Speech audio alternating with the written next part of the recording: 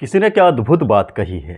अपने औलाद को अपना दोस्त बनाकर उसे एक अच्छा इंसान बना दो, वरना बुरे लोग उसे अपना दोस्त बनाकर उसे बुरा इंसान ज़रूर बना देगा। हेलो दोस्तों, मैं आर के तिवारी।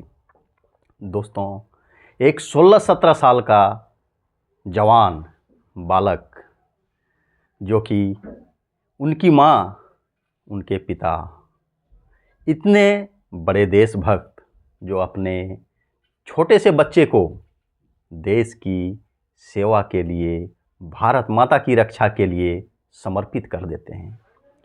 लेकिन इसके विपरीत आप उन पेरेंट्स को देखें जो अच्छे पैसे वाले होते हैं। उनके घर में 16-17 साल के बच्चे को एक नादान बालक समझते हैं और उन्हें एक सिटी से दूसरे सिटी जाने के लिए भी मंजूरी नहीं मिलती है। वो कहते हैं, उनके पेरेंट्स कहते हैं कि वह अभी नादान बालक है। लेकिन वहीं मिडिल वर्गीय फैमिली के पेरेंट्स, उनको मैं सलाम करता हूँ, जिन्होंने बड़ी दिल दिखाते हुए अपने 16-17 साल के बालक को इंडियन आर्मी, भारतीय सेना में सर्विस के लिए भेज देते हैं।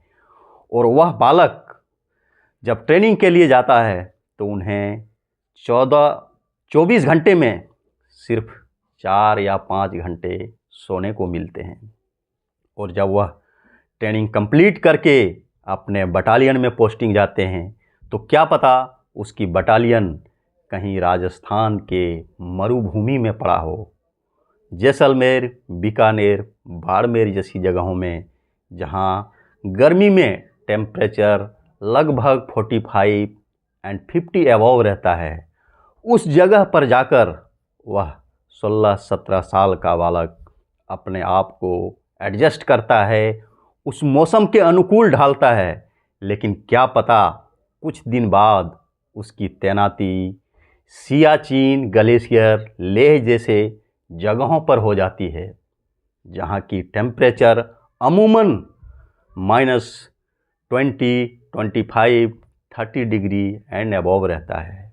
अब आप ही समझिए कि जो बच्चा 16-17 साल का जवान ट्रेनिंग कंप्लीट करने के बाद 45-50 डिग्री टेम्परेचर में अपने आप को ढालता है और तुरंत कुछ दिन बाद वह -25-30 डिग्री टेम्परेचर में पहुंच जाता है और वह अपने आप को उसके अनुरूप ढाल लेता है।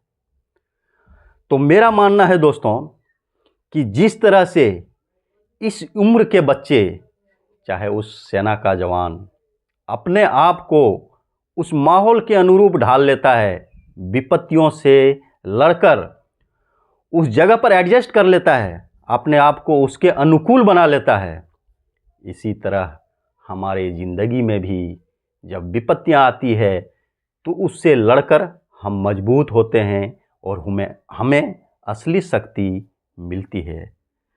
दोस्तों, सेना के बारे में एक छोटी सी टिप्स बताने की हमें यही ज़रूरत है, क्योंकि मैं उस टॉपिक पर आज बात करना चाहता हूँ कि हमें विपत्तियों से लड़कर कैसे ताकत मिलती है, असली शक्ति हमें कैसे मिलती है।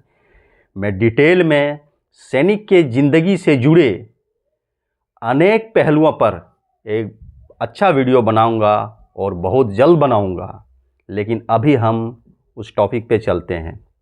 एक किसान भगवान से कंप्लेन करता है कि प्रभु, आप बेमौसम बारिश दे देते हैं, धूप दे देते हैं, आंधी तूफान ओले वृष्टि आ जाते हैं, जिससे मेरी फसल खराब हो जाती है और मुझे अपनी फसल से 2 जून की रोटी ही बहुत मुश्किल से मिलते हैं। तो मेरी आपसे यही रिक्वेस्ट है कि क्या आप मुझे 1 साल के लिए अपने अनुकूल मौसम को रखने की इजाज़त दे सकते हैं। भगवान ने कहा, तथास्तु, मंजूर है मुझे। अब तुम्हें इस वर्ष तुम जैसे चाहोगे ऐसे मौसम ला सकते हो, ये मैं तुझे वरदान देता हूँ। किसान खुश हो गया। उन्होंने फसल लगाई और उन्होंने जब उसका दिल किया बारिश लाया, जब दिल किया धूप लाया, जब दिल किया छाँव लाया। उन्होंने फसल को बारिश, ओले, वृष्टि, तूफान से लड़ने का मौका ही नहीं दिया। उन्होंने कभी ना तो तूफान लाया, ना ही ओला गिराया, ना ही वृष्टि आई, ना ही तूफान, कुछ भी नहीं आया। जब फसल कटने का समय आया तो फसल तो देखने में खूबसूरत था, बहुत अच्छे लहलहा रहे थे, लेकिन जब उन्होंने उसकी कटाई की तो उसमें दाने थे ही नहीं। तो किसान ने फिर से प्रभु को याद किया और उनसे कहा कि भगवान, आपने मेरे साथ क्या कर दिया। भगवान प्रकट हुए और उन्होंने किसान से कहा कि यही तो राज है पुत्र, जब तक विपत्तियों से तुम नहीं लड़ोगे और जब तक उनसे आप डरते रहोगे, उनसे घबराते रहोगे, तो तुम्हें असली शक्ति मिल ही नहीं सकती है।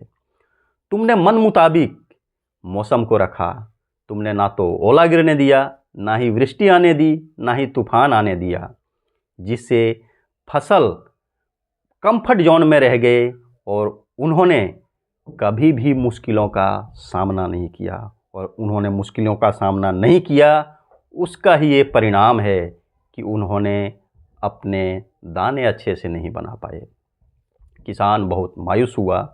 दोस्तों, यह एक छोटी सी कहानी है, लेकिन इस कहानी का सार हमें ये सिखाती है कि जब भी ज़िंदगी में हमें मुश्किल परिस्थितियों का सामना करना पड़ रहा हो, तो हमें ये यकीन मान के चलना चाहिए कि भगवान ने हमारे लिए बेस्ट से बेस्ट ऑप्शन हमारे फेवर में बना करके रखा है। और जब आप उस मुश्किल परिस्थितियों से होकर गुजरोगे, निकलोगे, तो यकीन मान कर चलें कि आपका रिज़ल्ट बेहतर होगा और आपको परिणाम आपके अनुरूप मिलेंगे, हो सकता है उससे बढ़कर मिलेंगे।